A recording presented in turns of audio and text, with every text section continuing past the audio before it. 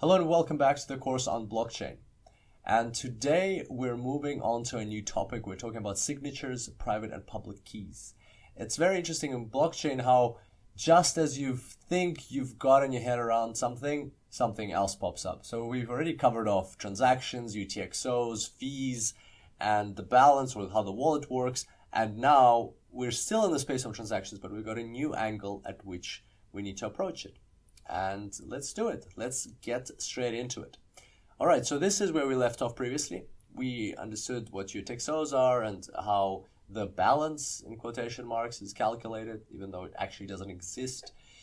And that's all nice and well, but what this diagram or this illustration asks for is a question, and the question is of privacy.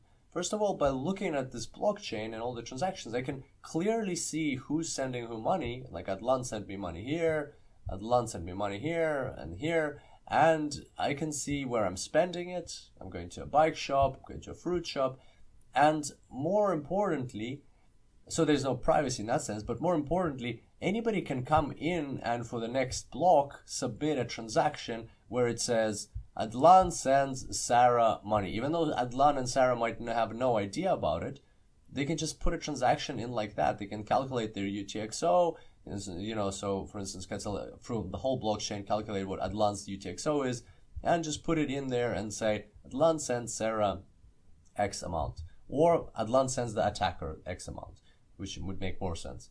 And so the question is, first of all, would that be possible? Yes, of course it would be possible.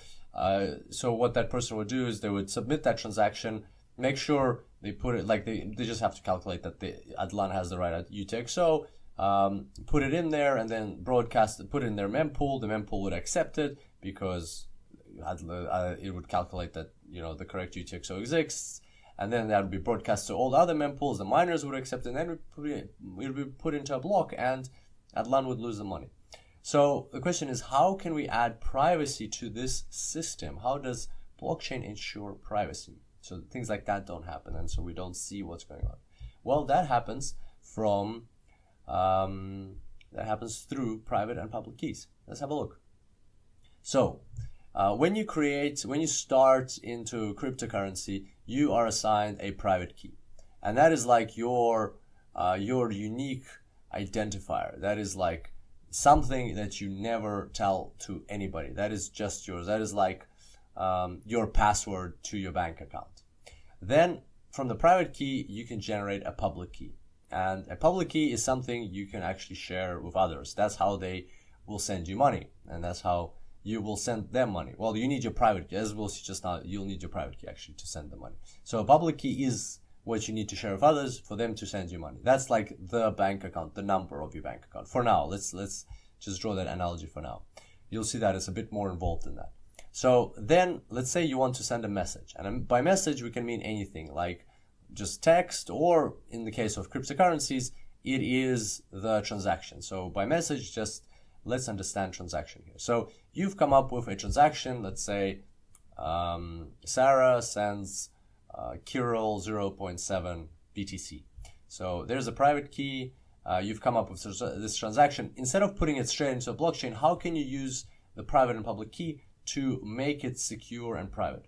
Well, the private key is combined with the message, and together they generate a signature. So basically, the private key is used to sign the message, and only you know the private key. So this is the key component, that only you know the private key, and therefore only this signature will be unique to you. And so this message will go always with the signature. So this transaction will travel with the signature, and therefore anybody who encounters this message will also encounter the signature, or encounters this transaction will also encounter the signature attached to it. The only question we have left now is, how can they verify that indeed it was you who signed this signature, who made this signature? Well, that's where the public key comes in. In blockchains, there is a verification function in the algorithm where anybody who has the message and the signature and your public key, which you've made public, it's not something you have to keep secret, only the private key you keep secret.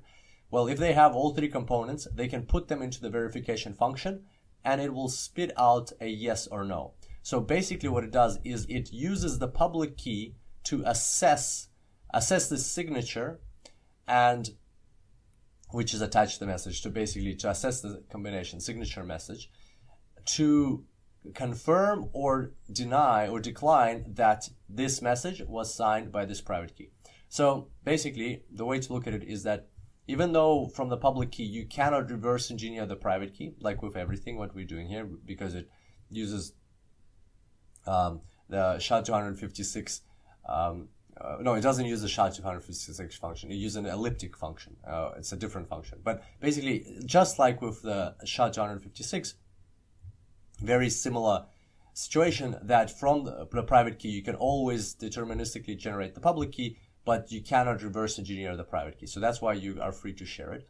But the public key is used, and this function is designed in such a way that through the public key you are able to perform this verification. You're able to say if this message indeed, if this signature for this message was indeed from the private key which generated the public key. So even though this link is not reversible, it does allow for this to work properly. And so therefore, whenever you send a transaction on the blockchain, when you create a transaction, you will put the transaction into the blockchain, or basically you'll put the transaction to the mempool. But what will be attached always to the transaction is the signature and the public key. And then in the end, all of those components will end up on the blockchain. So always together, the message, the signature, and the public key will end up together. So that will allow for the nodes and the miners, for everybody to verify that indeed this transaction was initiated by the person who holds the private key. And that is sufficient verification that indeed Sarah wants to send Adlan money, or Adlan wants to send Sarah money, or whoever wants to send whoever money. Because, let's say if Sarah is sending Adlan money, then Sarah has her private key. She creates a transaction. Sarah sends Adlan 0.1 BTC. She signs that transaction, the signature attached. She has a public key. So all of the nodes in the network will use the verification function, and they'll apply it to these components which come together, and they will see that indeed this signature was created by the same private key which issued this public key. And since this public key came from Sarah, it's attached to the message. There we go. That means this transaction was created by Sarah, indeed. And yeah, so that's why you definitely need to keep your private key safe.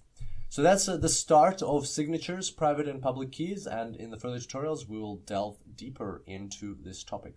Hope you enjoyed today's tutorial, and I look forward to seeing you next time. Until then, enjoy blockchains.